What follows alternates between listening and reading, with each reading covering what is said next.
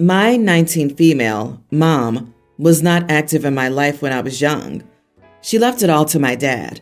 He was such a good dad, too, and he did his best to make up for mom never being around. They were married, by the way. She was married to her job mostly, or always doing her own thing. Dad would try to bring us together, but she always had excuses. A year before he died, I noticed he grew more frustrated with her. She'd let us both down many times, and they started arguing. The day he died, he got into a crash. He stormed out of the house after Mom accused him of trying to pawn me off on her and how she wasn't some cheap babysitter. After he died, she was in a weird place for a few months. I hardly saw her and spent most of my time at my uncle's, Dad's best friend's house. She met someone new and dedicated a lot of time to him. I was 11 when Dad died. I had turned 12 when she met her husband. It was obvious how different she was with her second husband. It was also obvious when she had kids with him that she was a more involved mom. She actually went with them to see Santa, took them places, and made memories. All stuff she never did with us, or even me. I resent it, I'll be honest. Her husband noticed it before I moved out of their house and called me out on not being happy for my siblings and him.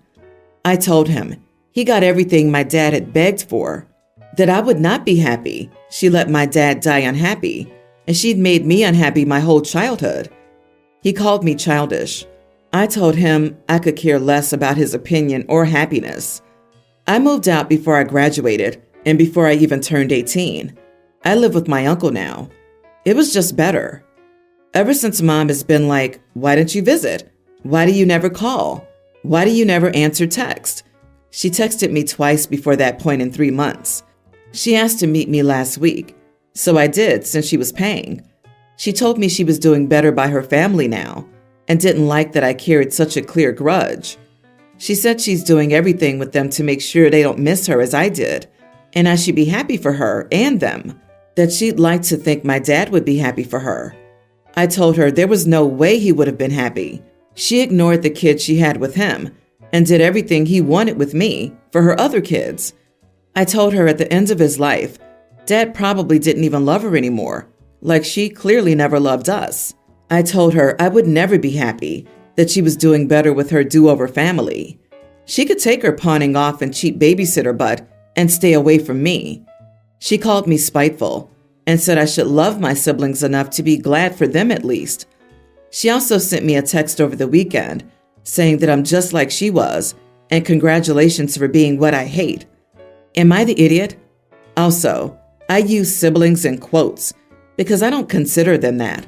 They're her kids, but she's not really my mom, so they're not really my siblings. Not the idiot. She literally said in your face, yeah, I neglected you, ignored you, and outright refused to watch you, but I'm doing it for them now. So why aren't you happy? Your egg donor doesn't deserve the time of day. I'm so sorry for the loss of your father. The nerve of that woman trying to compare OP to her. She neglected her child from the time she was born, the child that she brought into the world and was responsible for, morally and legally. OP is reacting to that neglect, which is not the same thing. We don't owe toxic people a place in our lives, and setting healthy boundaries does not make us toxic too. Right? Like, what do you want, a cookie? Part of me wonders if she's looking for that cheap babysitter and somebody else. Her other offspring are what, oldest 5 or 6 when you were 18? I can't believe she referred to herself as a cheap babysitter. She's your parent. That's literally her job. No one except her can explain why she is the way she is. It's not your job to make her feel better about her mistakes in life. That's what I thought when I read she wanted to reconnect with you. Did she even say, I'm sorry, in any of this nonsense about how she's improving? She may be doing better with her new family, but what is she doing to make amends with you? She's simply trying to get you to give her a free pass. Try not to let this experience poison other areas of your life.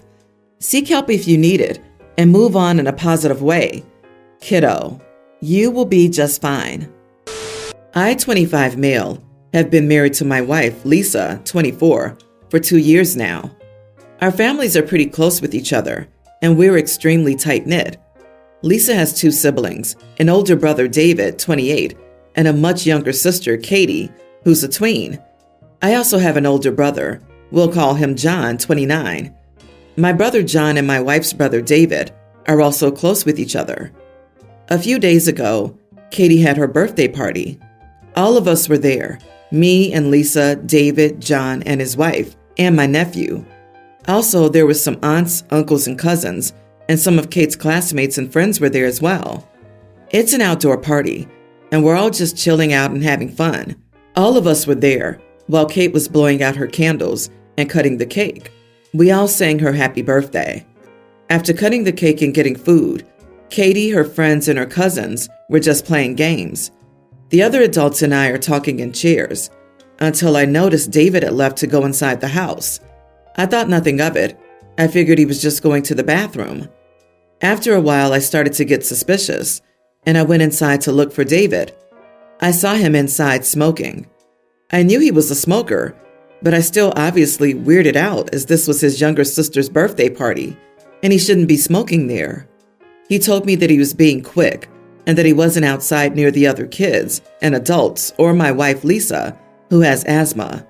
I told him this was not the time or place and that he should grow up. He got angry with me, which caused us to start yelling at each other. The other adults, including some of the aunts and uncles, Lisa and John, started to pour in. The kids were confused as they were water gunning each other down and heard adults yelling inside. My brother John jumped in to defend David and tell me that it was none of my business what he did. And I told him it was my business because it was a child's birthday and his own little sister at that. At that point, we're all yelling and nobody understands what anybody's saying. After the screaming match, we just passive-aggressively and awkwardly carried on with the party, and the atmosphere was off. Even Kate and the other kids noticed. By the end, we all just went home awkwardly, not knowing what to do.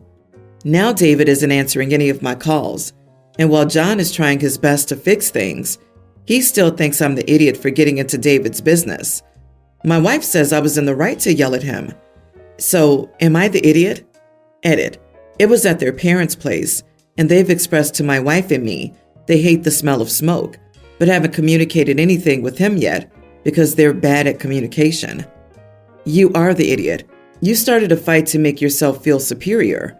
He did the right thing by making sure no one was inconvenienced by his smoking.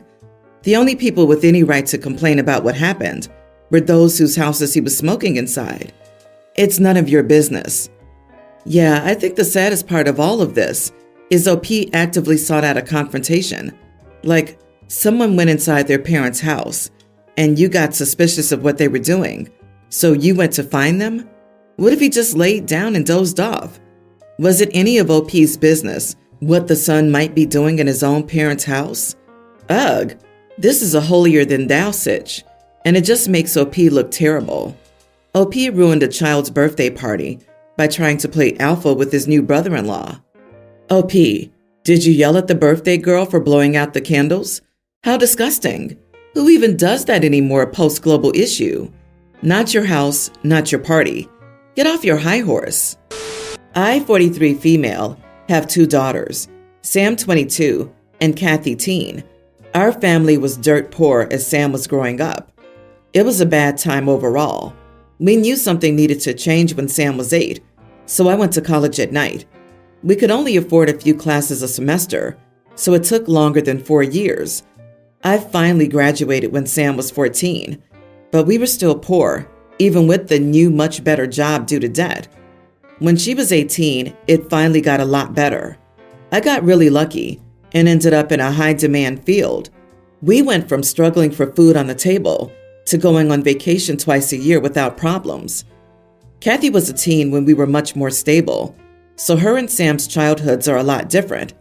Kathy can go to a nice school, while Sam's school was a crap inner-city public school. I don't have to buy from thrift stores anymore. She has an iPhone and so on. Now I pay for Sam to go to college without any debt, and she comes on all family vacations for free, pays her apartment rent, and so on. The problem is Sam is so jealous of her sister. The school is taking people on a trip to DC, and that's where all of this came to a head. Sam yelled at her sister about how she was a spoiled brat and told me I should treat her the same way she was growing up, that she should get hand-me-down clothes and have to go to a crap school. We got into a bigger argument about her believing I should be poor to her sister. I told her if she wants us to be poor so much, then she can pay her own rent from now on. She called me an idiot when she realized I was serious. She went to her aunts, and they were on her side. Am I the idiot?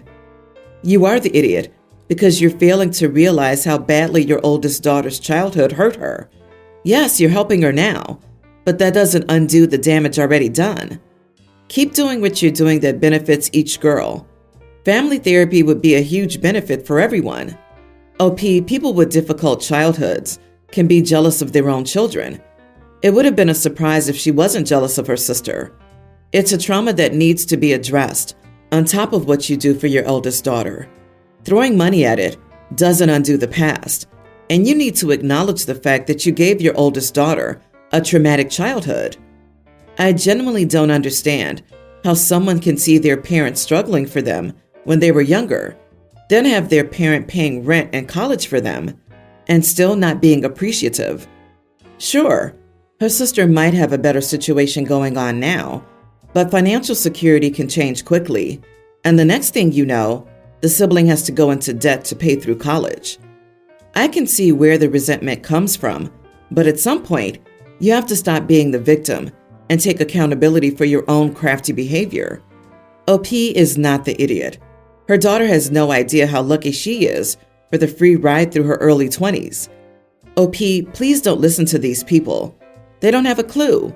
Most don't even have a goldfish, let alone a child or know anything about parenting. My sister-in-law lives in a fairly large 6-bedroom farmhouse on 10 acres.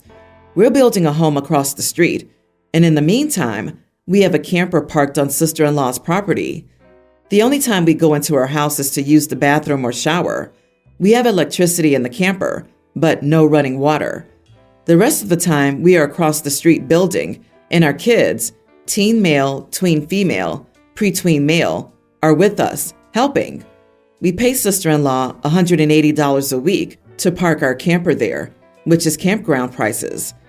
Late afternoon yesterday, my sister-in-law asked us to all come inside to talk, and she pulled up her chore list with my kids' names added to it. Things like laundry, dishes, cleaning the living room, sweeping, mopping, cleaning the table plus the countertops, garbage, returnables, even helping cook meals. We don't eat with them, etc. She said, "Does this work for you?" I won't let anyone clean the bathroom because I'm the only one who does it properly.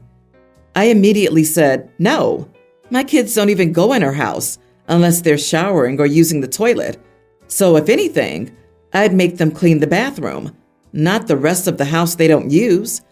I'm not going to be making them do chores to that extent for simply using the bathroom after they've been helping us all day with building our home."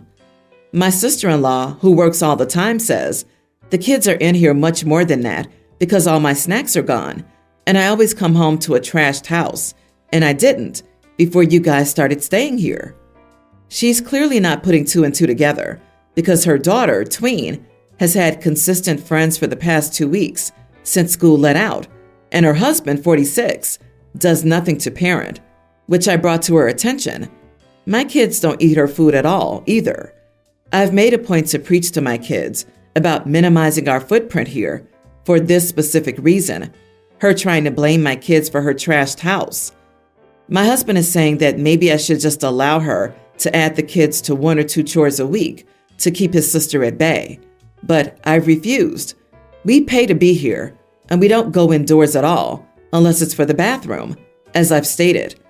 My kids are not going to be scrubbing our house top to bottom for using a restroom, and I've since told my husband we need to create an outhouse system on our property so we don't have to go in there at all.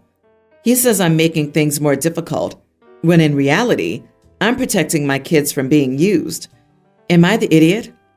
Not the idiot. She's either trying to get free labor or willfully ignorant of her daughter's behavior.